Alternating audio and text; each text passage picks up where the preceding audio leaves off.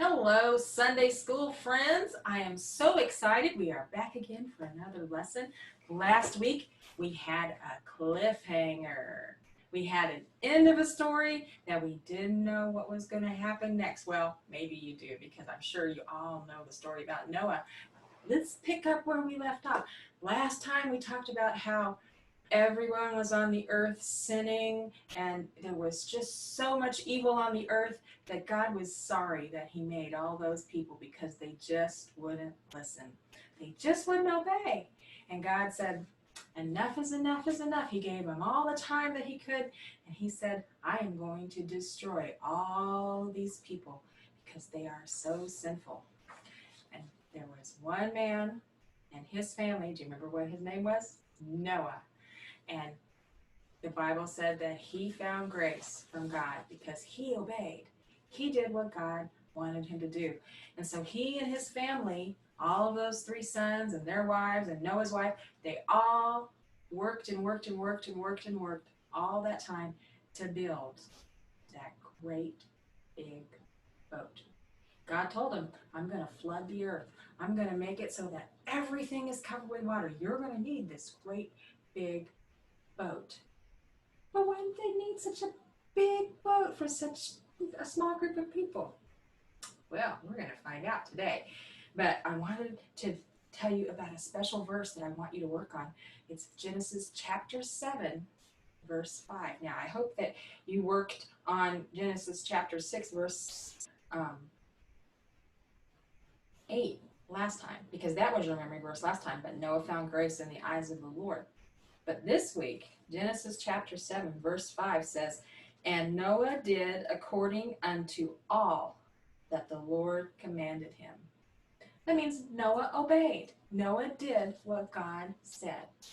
It's not hard. Sometimes it feels hard because we really, really, really want our own way sometimes. Have you ever been that way? Have you ever thought, oh, I don't want to do that. I want to do what I want to do. But maybe your mom or your dad or your teacher or somebody said, you need to do this instead. Sometimes it feels hard to obey, but it's really not. If God says to do something, we should do it. And if God says don't do something, then boy, we better not do it. But people are selfish, and sometimes they don't do what God wants them to do. And that's a sin. But Noah, it says, obeyed. Noah did what God wanted him to do, and that's why he and his family were able to be blessed, because Noah obeyed God. And we're going to find out what happened, because now they have this great big boat. Noah did everything the Lord commanded. And then God said, I want you to get ready, and I am going to bring a whole bunch of animals to you, and you're going to round them up, and you're going to put them in the boat. But God sent the animals. He sent two of every kind of animal. Two. A male animal, a boy, and a female, a girl. He sent two of every kind. He sent two monkeys, two elephants, two tigers, two of every kind of animal God sent. We got a little something going on here. I'm not sure what's going on. Anyway, God sent those animals to the ark. And then he told Noah, I want you to round them up and put them in the ark. Two by two. Two by two. Two by two. God sent the animals two by two. Two monkeys, two elephants, two kangaroos. God sent the animals two by two. All the animals, God sent them. And Noah and his family put them on the ark. Come on, you giraffes. Come on, you elephants and hippopotamus. You're slowing up the line. Come on, guys. Come on, bunnies. Come on, turtles. Get a move on. There's a long line behind you. It was a parade. A big parade of animals. Can you just imagine all of those animals? Now, I know what you're thinking, because I thought about this too. Lions and tigers and bears. Oh my!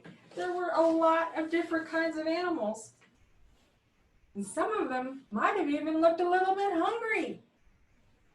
How did they get on that boat without trying to eat each other? See, these guys right here, they eat these guys right here.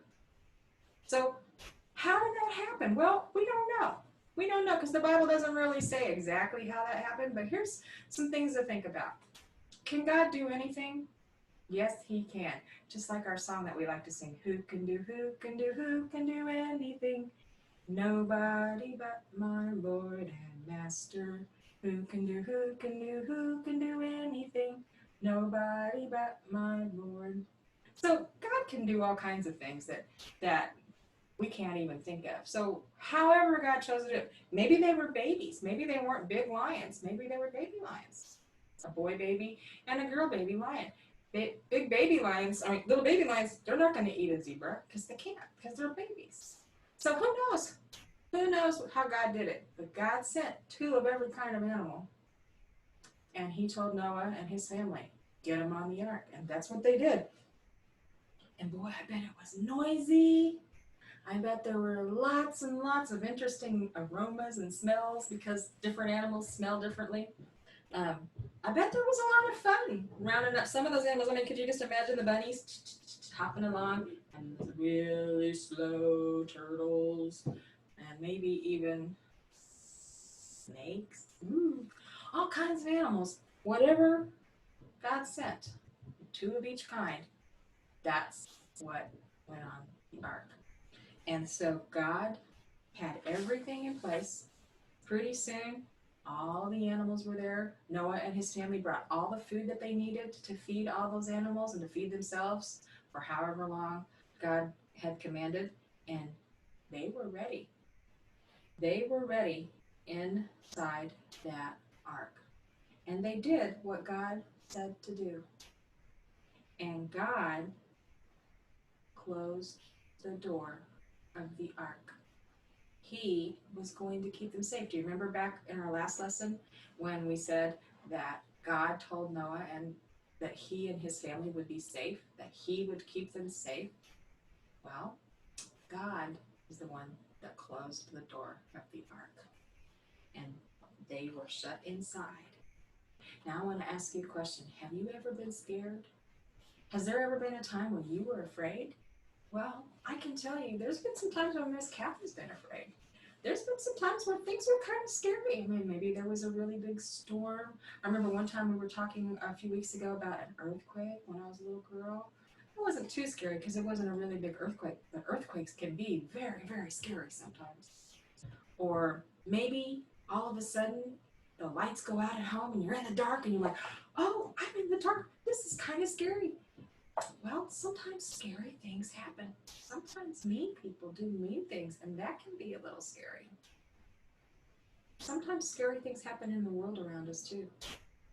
But here's what I want you to know. If you're trusting God, if you're doing what God says to do, if you're obeying God the way that Noah and his family obeyed, by doing what God says, exactly the way he says to do it, then God will keep you safe. Now, maybe bad things will still happen, but God will still be caring for you and keeping you safe. Have you ever had a little bug, a little tiny bug, and you wanted to take him in to see your mom? Just say, hey, Mom, here's a bug. And you put him in the palm of your hand and you keep him here so he won't get out? Well, God doesn't trap us in the palm of our hand so we don't get out, but he keeps us safe, the Bible says, just like in the palm of his hand. He puts us in a safe place. Maybe it's physically a safe place where we aren't out in any harm anymore, or maybe it's a safe place inside our heart. Maybe he gives us a peace that even when there's bad things going on around us, we know we can trust him and we're still safe.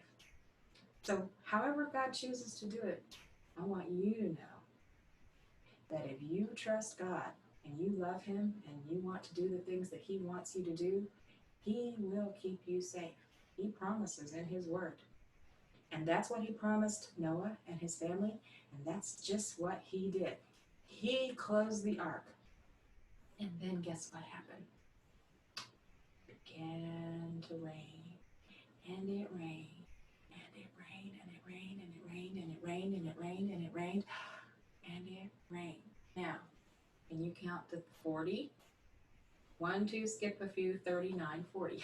It takes a while to count to 40. Well, if you're counting 40 cookies, that won't take very long. You just start counting. 1, 2, 3, 4, 5, 6, 7, 8, 40. Or maybe you're counting jelly beans. 1, 2, 3, 4, 5, 6, 7, 8, 40. But if you're counting days, 40 will take a while. You get up in the morning, you eat breakfast, you do some stuff, you eat lunch, you do some stuff, you eat supper, you do some more stuff, you go to bed. That's a day. Well, 40 times that. That's how long it rained. Now, I've been in some heavy rain before. We're supposed to get rain later today. Who knows? We might get a lot of it. And it might rain for several hours. It might even rain for 2 or 3 days. But it's not going to rain for 40 days.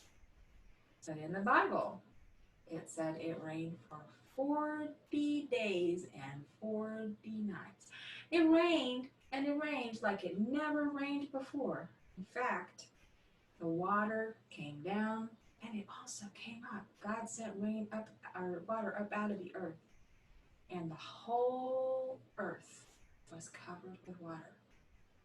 Well, a little bit of water on the earth might not be so bad now and then, but what if it gets to be a lot of water? What if it gets to be more and more and more water? Have you ever been in a flood? I've been in one flood, one time, and it was kind of scary. I was a little girl, and we were at a campground with a group of people that we stayed in some cabins, and it rained at night. And it had been raining for several days, and then it had stopped raining, and we were camping, and then it rained that night, and guess what happened? The lake flooded, and it flooded the whole area in front of where the cabins were.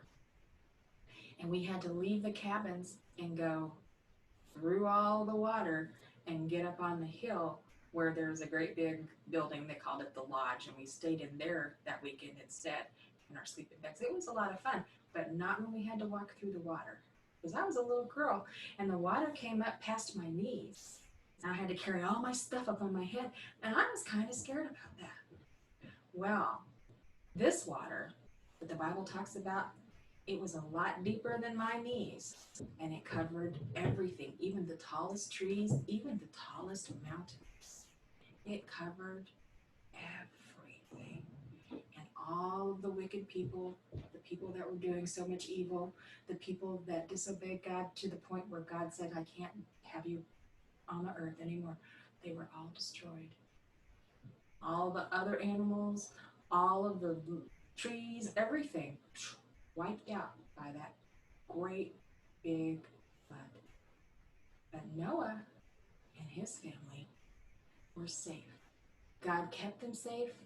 God promised to keep them safe, and he did just what he said.